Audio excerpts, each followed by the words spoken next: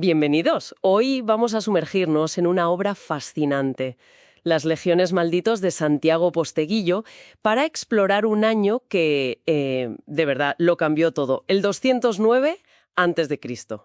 Estamos en plena Segunda Guerra Púnica y la sensación es que Roma está completamente contra las cuerdas. Totalmente. Y lo que hace tan potente este momento, y la novela lo capta a la perfección, es que la guerra no se libra solo en un sitio. Es un conflicto en tres dimensiones. Tenemos, por supuesto, el frente militar en Hispania, pero al mismo tiempo hay una guerra política brutal en el Senado de Roma y una guerra psicológica que se libra, en el alma de los soldados que la propia República ha dado por perdidos. Y en el centro de estas tres dimensiones tenemos a tres figuras que son clave. Por un lado, un general insultantemente joven, Publio Cornelio Escipio, que intenta un imposible en Hispania. Ajá. Por otro, su némesis en Roma, el viejo y poderoso senador Quinto Fabio Máximo. Y a la sombra de todo, esperando. Aníbal Barca. Siempre Aníbal. Es que es un escenario con una tensión increíble. Desde luego. Un tablero de ajedrez donde cada movimiento tiene consecuencias en los otros dos frentes. Y creo que el mejor lugar para empezar es con el hombre que intenta mover las piezas en campo enemigo, con Escipión. Sí. Quiero empezar por Hispania, porque la figura de Escipión me parece una contradicción andante. A ver, acaba de lograr una victoria que roza lo milagroso, la toma de Cartago Nova en solo 6 días. Pero los extractos de la novela insisten en que su posición es, y cito, increíblemente precaria. Claro. ¿Cómo es posible que un general victorioso esté, en realidad, al borde del abismo? Pues porque esa victoria, aunque es espectacular, es un espejismo. Un espejismo en el desierto estratégico en el que se encuentra. La realidad matemática es aplastante. Escipión tiene 2 legiones, que son unos 20.000 hombres. Los ejércitos cartagineses en Hispania, liderados por los hermanos de Aníbal, Asdrúbal y Magón, y por Asdrúbal Giscón, Le triplican. le triplican en número. Conquistar una ciudad es una cosa, ganar una guerra contra 3 ejércitos, eso es otra muy distinta. Su única esperanza son refuerzos de Roma. Y esa necesidad de refuerzos nos lleva directamente al otro frente de su guerra, que no se lucha con espadas, sino con palabras y veneno en el Senado de Roma. Exacto. Allí es donde ha enviado a su mano derecha Cayo Lelio a intentar conseguir lo imposible. Y digo imposible porque allí le espera su gran enemigo, Quinto Fabio Máximo. Un enemigo que ya ha demostrado ser más letal para su familia que los propios cartagineses. Y no es una paranoia de Escipión, ¿eh? Fabio Máximo fue el principal responsable de que se le negaran refuerzos a su padre y a su tío años atrás, y eso condujo directamente a la aniquilación de sus ejércitos y a su muerte. O sea que para Escipión no es solo política. No, es personal. Totalmente. La sombra de ese fracaso familiar lo define todo para él. Y a esa presión militar y política se suma una personal, casi dinástica. Su esposa, Emilia, está a punto de dar a luz en Tarraco. Él es el último varón de su rama familiar. Si ese hijo no nace, o si es una niña, la estirpe de los Escipiones podría extinguirse con él. Es que está luchando por Roma, por vengar a su familia y por la supervivencia de su propio nombre. Es una carga inimaginable para un hombre de 26 años. Claro. Por eso, la misión de Cayo Lelio en Roma no es una simple petición de tropas. Es literalmente una cuestión de vida o muerte para el proyecto de Escipión. Entonces, vamos a Roma. Lelio llega al Senado, presenta el botín, los prisioneros, las pruebas de una victoria que es innegable. Y el resultado es un fracaso absoluto. Absoluto. Le niegan los refuerzos. Y justo en ese momento de humillación se le acerca una figura un poco siniestra, Marco Porcio Catón, para llevarle ante el hombre que ha orquestado su derrota, Fabio Máximo. Y la escena en la villa de Máximo es una clase magistral de poder. No es solo una casa, es un monumento a sí mismo. Mosaicos que narran sus victorias, un lujo desmedido que choca de frente con la austeridad que predican sus aliados, como el propio Catón. Cada objeto en esa casa está diseñado para intimidar, para recordarle a Lelio lo pequeño que es él. Y la conversación es todavía más brutal. Máximo no empieza atacando, sino que elogia la lealtad de Lelio. Intenta seducirlo. Y solo después lanza un ataque demoledor contra Escipión. Lo llama insensato, ambicioso, buscador de gloria, e incluso le acusa de estar contaminado por influencias extranjeras. Me fascina esa acusación en concreto. Es que es un golpe muy astuto porque toca un nervio muy sensible en la Roma de la época. Existía una tensión cultural enorme entre el mos maiorum, las tradiciones de siempre, la austeridad, la disciplina, y la creciente influencia de la cultura griega. Claro, que veían como algo decadente. Exacto. La veían como algo blando, afeminado.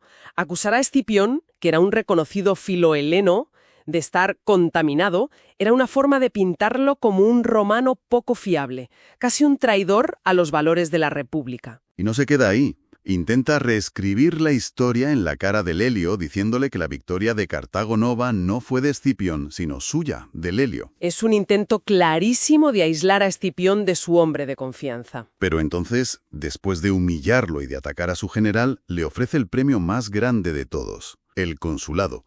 ¿Cuál es la lógica detrás de esa jugada? Ahí está la genialidad maquiavélica de Máximo. El consulado no era solo un cargo. Para un romano era la culminación de su existencia, el honor máximo. Piensa que es como ser elegido presidente de la República y comandante en jefe de todos los ejércitos. Era la ambición suprema. Claro. Al ofrecérselo a Lelio a cambio de traicionar a Escipión, Máximo no le está ofreciendo un soborno, le está ofreciendo la inmortalidad, y la amenaza que sigue es igual de poderosa. Desde luego. Si te niegas, te juro que ni tú ni nadie de tu estirpe llegará jamás a esta magistratura.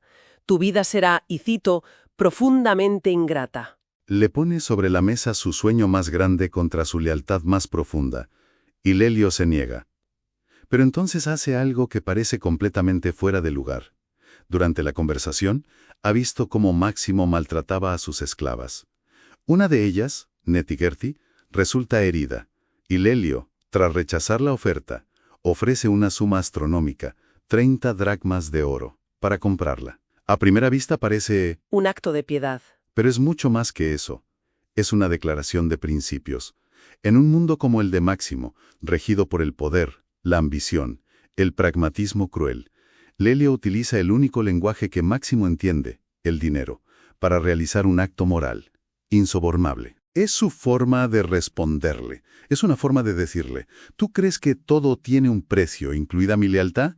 Pues te voy a demostrar que hay cosas, como la dignidad, que no puedes comprar, pero que yo sí estoy dispuesto a pagar por defender. Es reafirmar su propio código de honor frente a la corrupción moral de Máximo. Un acto de dignitas en estado puro. Lelio se va habiendo sacrificado su futuro político, pero con su honor intacto. Catón, el secuaz de Máximo, cree que el plan ha fracasado estrepitosamente, pero aquí es donde se revela la verdadera estrategia del viejo senador. Exacto. Máximo nunca esperó que Lelio aceptara en ese momento. Su objetivo no era una victoria rápida, sino algo mucho más sutil y corrosivo. Quería sembrar la duda. Él mismo lo dice. Sabe que la renuncia al consulado, esa oportunidad única en la vida, va a carcomer el alma de Lelio cada día. Esa duda, esa pregunta de ¿y si hubiera aceptado?, germinará lentamente y estará lista para florecer cuando Escipión se enfrente a su primera gran dificultad, a su primer fracaso. Pero el plan es todavía más retorcido. No solo busca minar la confianza de Lelio en sí mismo. No. Es una estrategia de doble filo. Por un lado, siembra la duda en Lelio. Por otro, sabe que esta reunión se sabrá. Planean filtrar el encuentro para que llegue a oídos de Escipión. Claro. ¿Qué pensará el joven general cuando sepa que su mejor amigo y su peor enemigo han tenido una reunión secreta en la que se le ofreció el consulado? La semilla de la duda no solo se planta en Lelio, sino también en el corazón de Escipión respecto a su hombre más leal. Es brillante y absolutamente aterrador. Mientras esta guerra psicológica se libra en Roma, la novela nos arrastra a los ecos más brutales del conflicto, y quizás ninguno es tan desolador como el de las legiones malditas en Sicilia. ¿Por qué ese nombre? ¿Qué han hecho estos hombres para merecerlo? Su crimen es haber sobrevivido. Son los restos de las legiones quinta y sexta, los supervivientes de la batalla de Cannae. La mayor derrota de la historia de Roma. La más humillante. Para el Senado son el recordatorio viviente de su vergüenza. Así que los han condenado al exilio perpetuo, en Lilibeo, en Sicilia. No pueden volver a casa. Se les niega el honor, el reconocimiento y, lo que es peor, la oportunidad de redimirse en combate. Están atrapados en un limbo. Y las descripciones de su estado son terribles. La disciplina, que es el pilar de una legión romana, se ha desmoronado por completo. Alcoholismo, saqueos a la población local, una apatía total. Claro, se sienten traicionados. Totalmente. Roma prefiere reclutar esclavos y criminales para luchar contra Aníbal antes que recurrir a ellos, que son veteranos curtidos. Hay una escena que encapsula esta podredumbre moral. Un legionario, completamente borracho, orina sobre los estandartes de la legión, las águilas sagradas, y su centurión, Cayo Valerio, lo ejecuta en el acto. No es un acto de disciplina, porque ya no queda disciplina, es un espasmo de desesperación, un intento salvaje de aferrarse al último vestigio de lo que una vez fueron, de la dignidad de la legión. Es la imagen de un alma colectiva pudriéndose en vida. De esa desesperación militar pasamos a la civil, a través de una conversación en el foro romano entre dos dramaturgos, Plauto y Nevio. Y es como abrir una ventana al sentir del ciudadano de a pie. Totalmente. Refleja un cansancio profundo con una guerra que parece no tener fin. Hablan de la sangría demográfica. La población de ciudadanos romanos ha caído de 250.000 a 200.000. 50.000 hombres muertos. 50.000. Y comentan la paradoja cruel de los esclavos a los que se les ofrece la libertad a cambio de alistarse solo para ser enviados al frente como carnaza. Es la voz del pueblo que está pagando el precio más alto. Y Nevio quiere llevar esa voz al escenario, usar el teatro como arma política para presionar por la paz. Pero choca con el establishment, representado por el viejo poeta Livio Andrónico, Claro. que le viene a decir que criticar la guerra es ser un antipatriota, que oponerse a la guerra es oponerse a Roma. Es un debate de una modernidad asombrosa. Y para completar este mosaico, la novela nos ofrece la perspectiva del arquitecto de todo este sufrimiento, Aníbal. Pero no lo encontramos en plena batalla, sino en su campamento en el sur de Italia, esperando. Me encanta la imagen que usa para describirse a sí mismo, un león agazapado. Dice que no va a malgastar sus fuerzas cazando pequeños cervatillos, o sea, ejércitos menores. No. Está esperando a su verdadera presa, un gran ciervo. Un cónsul como Marcelo o el mismísimo Fabio Máximo. Es la estrategia de un genio. Sabe que no puede conquistar Roma por la fuerza, así que su plan es desangrarla, romper su voluntad. Y para ello tiene un plan maestro, coordinarse con su hermano Asdrúbal, que está en Hispania. La idea es que Asdrúbal reúna un nuevo ejército, cruce los Alpes como hizo él, y se unan en Italia. Sería una tenaza mortal sobre Roma, el golpe de gracia definitivo. Sin embargo, se intuyen ya posibles grietas en esa formidable maquinaria de guerra cartaginesa. Se menciona la tensión entre su hermano Asdrúbal y el otro general en Hispania, Asdrúbal Giscón. Y un detalle muy personal. Aníbal tuvo que dejar a su esposa Ibera y Milce al cuidado de Giscón. La lealtad familiar es la gran fortaleza de los Barca, pero también su posible talón de Aquiles si las ambiciones personales interfieren. Todo el plan de Aníbal depende de que su hermano logre salir de Hispania, y el único hombre que puede impedírselo es Escipión, lo que nos lleva de vuelta a él. Sí, volvemos a Tarraco. Escipión regresa a su cuartel de invierno y por primera vez entra en su casa para conocer a su hijo recién nacido. Es un momento de una intimidad brutal en medio de la guerra. Es una escena potentísima. El niño, nos cuenta la novela, no paraba de llorar. Las nodrizas no podían calmarlo. Pero en el instante en que Escipión lo coge en brazos, el bebé se calla. Es una conexión instantánea, un momento de paz absoluta que contrasta con el caos que lo rodea. Y en ese momento su esposa Emilia Tercia le arranca una promesa. Su padre, el cónsul Emilio Paulo, murió en Canae a manos de Aníbal. Y ella, con su hijo en brazos, le hace jurar que el niño crecerá a salvo de ese monstruo, que nunca tendrá que enfrentarse a él. Y ese juramento lo cambia todo para Escipión. La guerra, de repente, adquiere una nueva dimensión. Ya no es el último de los Escipiones, el vengador de su padre y su tío. Ahora es un padre que lucha por el futuro de su hijo. Jura que terminará la guerra antes de que el niño tenga edad para empuñar una espada. Su responsabilidad, sus motivaciones, se acaban de multiplicar por 1000. Así que, al final de este recorrido, ¿con qué nos quedamos? Si hay un hilo que conecta las intrigas de Roma, las batallas en Hispania y el exilio en Sicilia, parece ser la idea de la lealtad. Sin duda. Es el eje sobre el que gira todo. La lealtad es el cimiento de un ejército, de una república, de una familia. Pero lo que nos muestran estas fuentes es que ese cimiento está constantemente sometido a una presión insoportable. Está siempre a punto de resquebrajarse. Exacto. Tenemos el ejemplo de Cayo Lelio, que se enfrenta a la elección definitiva. y elige la lealtad personal a un amigo, a un juramento, por encima de la mayor ambición política que un romano podía concebir. Es una decisión que lo define como hombre para siempre. Y en la cara opuesta de la moneda está Fabio Máximo. Para él, la lealtad no es un principio, es una variable. Una mercancía que se puede comprar, vender o, mejor aún, corromper.